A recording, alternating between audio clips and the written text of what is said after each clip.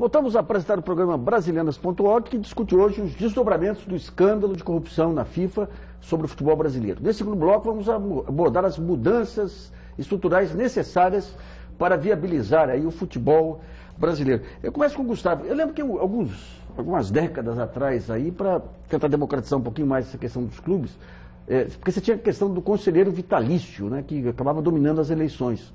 E teve alguma mudança para reduzir esse peso. O que teve objetivamente nos últimos anos? E a eleição direta, eu queria saber se na sua opinião, é o caminho, efetivamente, envolvendo jogadores e torcida.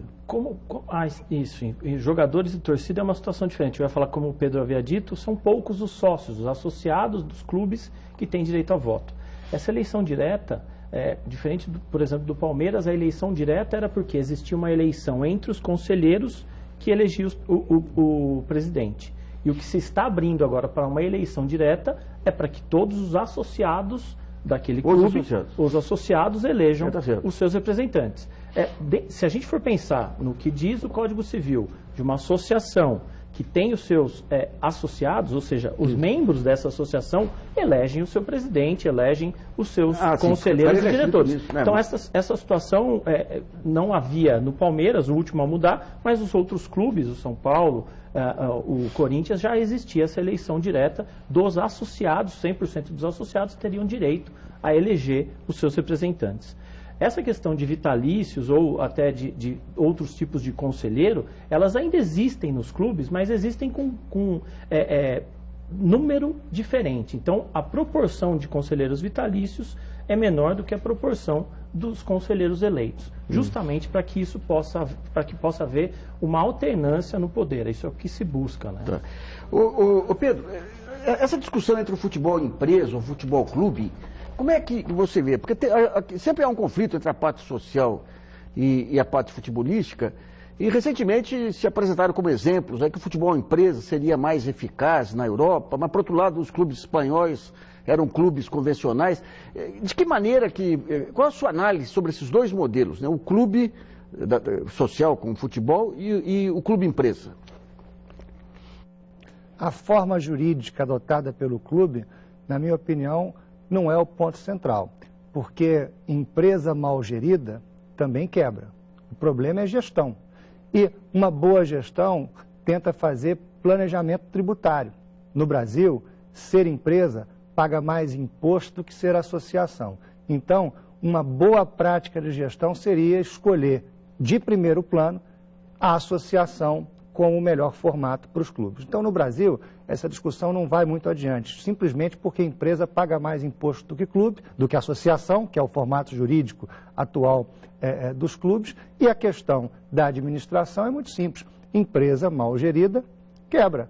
Clube mal gerido nem sempre quebra. Aliás, eu acho que juntos aqui conseguimos lembrar de pelo menos 10 clubes com mais de 100 anos no Brasil. Mas vamos ter dificuldade de lembrar de 10 empresas com mais de 100 anos no Brasil. E, por fim, o objetivo de um clube é bem diferente do objetivo de uma empresa. Uma empresa tem o lucro por objetivo. O clube precisa ser superavitário para atingir o seu objetivo, que é ganhar títulos. E aí nós temos a primeira grande distinção de natureza, que nos indica a associação como o melhor caminho. Agora, sobre a questão da democratização, da democracia, eu enxergo um mundo onde a democracia formal, que é ter eleição direta, perde espaço para a democracia substantiva, onde os torcedores conseguem acompanhar os seus clubes cotidianamente pelo celular. Ele tem o seu clube na sua mão. Eu não sei por que os torcedores não são chamados para ajudar a escolher o técnico do seu time, para ajudar a escolher os reforços, para ajudar a escolher a escalação, para ajudar a pagar por tudo isso. Nós temos instrumentos tecnológicos nessa comunicação de mão dupla do século XXI que já permitem tudo isso. Nós precisamos avançar no sentido de uma democracia muito mais substantiva. A eleição, aquele momento específico de 4 em 4 anos é importante, mas as decisões do dia a dia também podem e precisam ser compartilhadas. Pedro, só para dar alguns exemplos aí de clubes bem administrados, em que consiste o negócio do planejamento? Quais são as diversas etapas aí, desde identificar o jovem jogador, rentabilizar o clube com outras formas? Qual o exemplo melhor que você tem aí para apresentar para a gente? Bom, os modelos são completamente diferentes. Um clube na Europa, aliás, o clube da Inglaterra, o Chelsea, que tem um estádio maravilhoso e tem um dono, que é um russo que coloca o dinheiro que quiser lá. O Milan, um exemplo de clube na Itália, de títulos e títulos conquistados. O Berlusconi colocava dinheiro lá e o clube dava prejuízo toda hora. É um clube bem administrado por alguns critérios, é o clube que ganha título.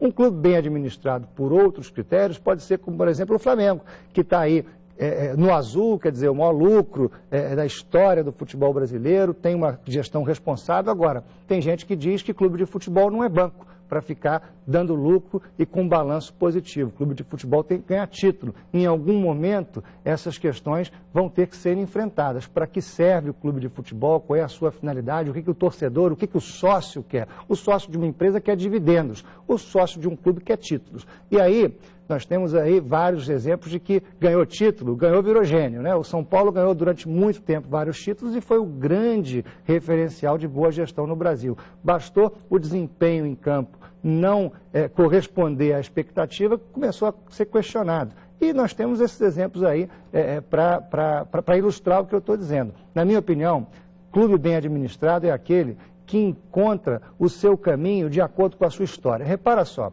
um clube como o Fluminense, no Rio de Janeiro, que tem na sua história o título de ser o clube que mais formou atletas da história da participação do Brasil nas Olimpíadas. Ele precisa encontrar um modelo que contemple o futebol, contemple o esporte olímpico, contemple o social, do ponto de vista que aquela sede social é um empreendimento imobiliário em si mesmo. Imagina que um clube como o Fluminense não tivesse um time de futebol e nem esporte olímpico. Só o terreno que ele tem já é viável economicamente. O mesmo vale, por exemplo, para o Palmeiras. Olha o estádio do Palmeiras. Aquilo é um empreendimento imobiliário com ou sem time de futebol. Então, no Brasil, como os clubes são ecléticos, são várias modalidades e também são empreendimentos imobiliários, é preciso encontrar um mecanismo que permita a cada uma dessas unidades de negócio se desenvolverem na plenitude do seu potencial. Esse é um grande desafio e não dá para copiar modelos europeus, porque são realidades diferentes, são potenciais diferentes e o Brasil precisa ter coragem de inovar e encontrar suas próprias soluções.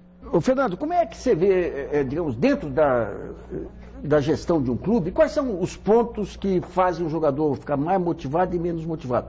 Quais os pontos da organização que dão mais segurança ou menos para o jogador? Então, o Pedro tocou num assunto, né, do clube que é bem administrado, vamos dizer, economicamente, tem um bom retorno financeiro, e o clube que ganha títulos, né? E é difícil definir qual a melhor gestão. Só que aí vai da transparência, né? Muitos clubes se endividaram enormemente para ganhar títulos e depois de 10 anos estão pagando a conta daqueles títulos lá atrás. Vale a pena? E tem muito caso de clube que vira campeão e de repente vende todo o estoque de jogadores. E o Cruzeiro, ele conseguiu montar um time em cima de um investimento muito forte, né?